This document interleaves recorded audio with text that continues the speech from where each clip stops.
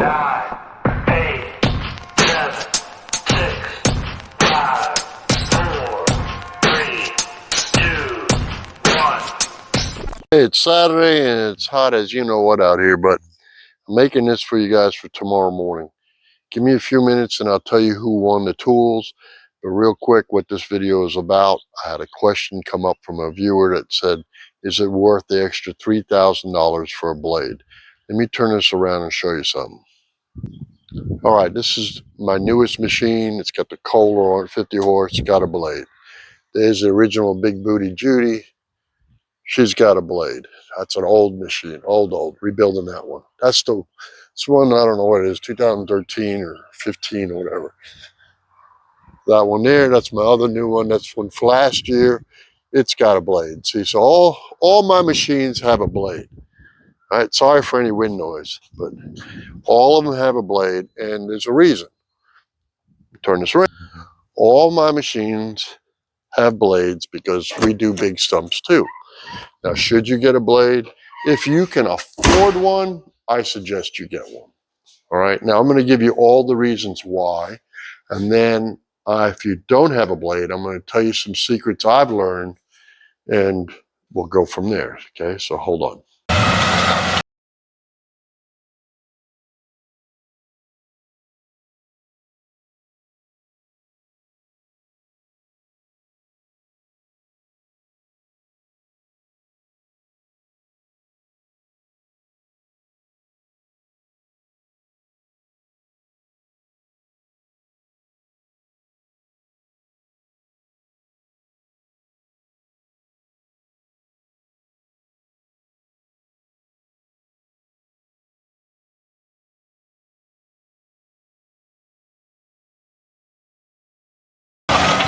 Whee, it's cooler in the shop.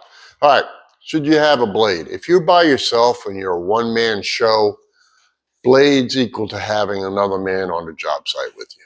Now, you guys know from watching the channel, I got my son with me now, so I could actually get away without a blade, let's say 90% of the time. Plus, I'm a subcontractor, all right? So 75% of my jobs, I get there, the contractor's there, the tree company or the landscaping company. They've got the equipment, they move the chips. I just grind and go. I don't haul away the chips, or they pay me extra. They use their equipment to load my truck with the chips, and then I haul the chips. So I do haul in a way, but not the way that you guys would think, to where you're loading it. I don't, unless it's something I'm doing for the city or something that's right there at a curb that produced too much chips, to keep it back in that curb area, that I would shovel it real quick. Right, I would have my son grind a little bit. I would shovel it in the truck. That way I'm not fighting a big monster of chips. All right. Now, these are the things you need to look at. Are you going to be doing big stumps, or is your area mostly small stumps? If it's smaller stumps, you really don't need a blade, but I'll show you how to get around that too. There's some tricks, all right? Or some extra tools, all right? I have, even as long as I've been in this business, all right, the reason why I had a blade is because time. Like I said, I could push. It wasn't physically demanding on me to rake big piles. I would just push, level out as best I could, and I'm out of there. Now, the forums and working with the younger tree guys. Yeah, younger guys taught me something, right? I've always had blowers on my trucks. Now, if let's say you're starting out and you got a 252, which don't have blades, or certain other machines that just don't have blades, and I know you want to build one and stuff, well, there's a way around that, really. I found it. And I'm going to show you a picture. Actually, I'm going to take you outside and show you. All right. So back to the blade thing. I do use the blade even hours now. My son will back to fill the hole, and then he's just loading. We don't sit there dressing a lot with the blade, maybe once or twice a week. Rest of the time he grinds, goes forward, then drives over the stump and backfills the stump in, and he's loading. When he's loading, I use two different tools. And I'm going to show you. I know everybody's got a rake, right? but I made an old video last year or whatever, and I learned this from Tree Guys. It's a particular rake, and I'll put a link in the description of this rake. I know you guys think a rake is a rake. I'm older, right? I've ripped out both shoulders in accidents in the fire service.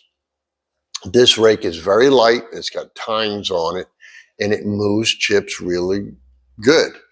Now, I'm not fighting chips, okay? I then use this blower that I spent 600 and change on or whatever, and I have blowers for years. I've got blowers, backpack blowers or whatever. But I learned this from a guy on the forum. I think 2 guys posted it about a year or so ago. And then I looked and I found some of my same Tree Guys had these blowers. So I went and said, hey, can I use your blower for a minute? And they said, yeah. So I put it on and I used it. And I was like, I thought, you know, a blower's a blower. But this is the world's most powerful backpack blower. And to some of you, if you've been grinders before, you understand where I'm coming from on this. When you grind the first part and you're going through dirt, that part, like a little pancake area underneath your machine, gets stuck flat to the between the grass and the ground. That's the hardest part to finish raking and get it up. This blower is so powerful that if you move it around, it will get underneath that last pancake part of dirt and just pop it out and throw it back on the pile. So that's a technique I use. So if you don't have a blade, there's a way to get around this particular rake and this particular blower. And I've got Tree Guys that reach over on my truck and grab it because they know I got it. And it's, hey, can we use yours for a minute? It blows sticks. It'll blow those dirt clogs like I'm talking about. But there is one drawback to this blower. I'm going to show you. It's heavy as hell. It's like carrying in the fire service an SCBA on the back, your back. But you know what? I put it on. It's only on for a few minutes, and it really does the job. So let's take you outside. Let's go look at it. All right, this is an Echo blower. It's the PB9010T. All right. It was listed as the world's most powerful backpack blower. Starting it up and all is like starting up a chainsaw. I'm serious. It's got a lot of compression. It's a bigger engine. I haven't looked up the specs. You can do that. Look it up. I'll put a link for this in Amazon in my deal so you can look up specs on it. The other thing is this rake I made a video about last year with these tines. All right. It's very light. I can hold it up with one finger. And if you're older, what's it called? It's the grounds, I don't know, groundskeeper or something like that, but I'll put the link for it too. All right. Those are 2 things I'm running. My son will push in the blade, he grinds, and then we knock it out. Now, there is another thing. Hold on, let's go back to the shop because it's hot as you know what out here. Oh, there you are, Peter. Listen, I need you to... Why are you so sweaty? The AC in my car broke. Not from the honey. And fat guy's sweat is like a battleship. Once it gets going, you can't just turn it around. So until the weather cools off, you're going to be dealing with a slippery walrus. Now, if you'll excuse me, I see a potential rival to my beach supremacy. All right, you don't need a blade also. If you have a ditch witch, a small tractor, and if you're removing chips, then you have a mini skid steer, something like that, then you don't need the blade because you're going to be moving it. Wait a minute, you brought your switchblade? Yeah. But they patted us down on the way in here. Where'd you even hide? Oh.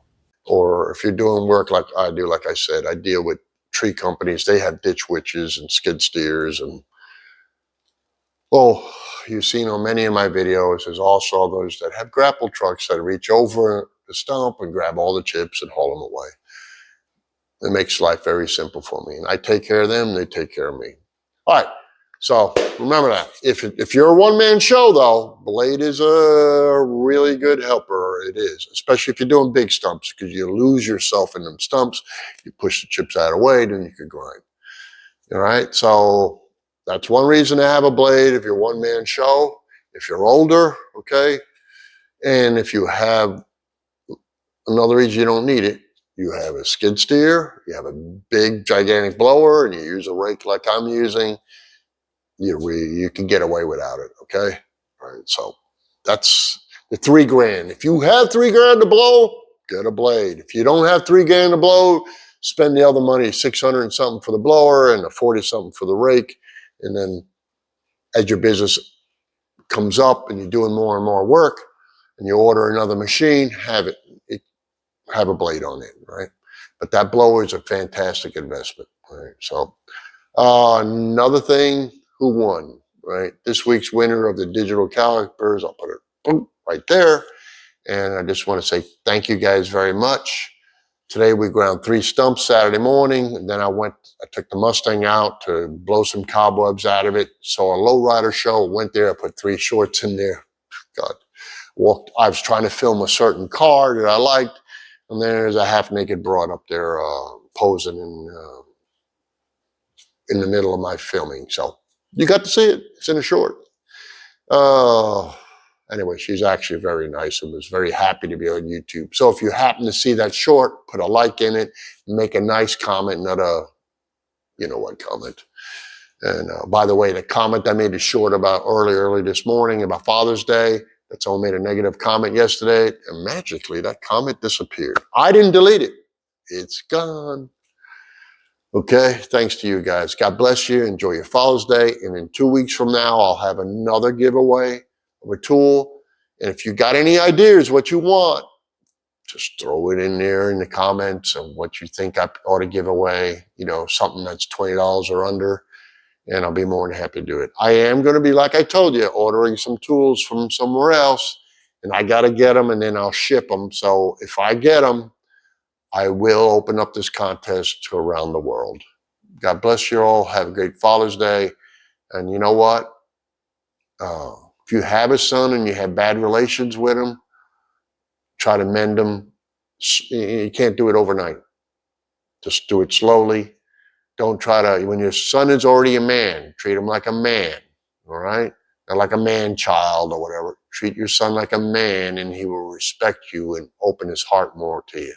And if you explain to him the reason why you were so hard on him when he was younger, it's because you wanted to protect him from all the crazy stuff in the world. He may understand, or if he has kids, he may understand. Or let's say you're a father that had problems where you were drinking or some kind of dysfunctionality. It's never too late to try to mend something. All right? So enough with the boring old man stuff I'm giving you, and I just wish you all the best because you guys are the best to me. And I know there was something else on my plate I wanted to tell you guys about, but I guess I'll just save that for another time. See you later, man.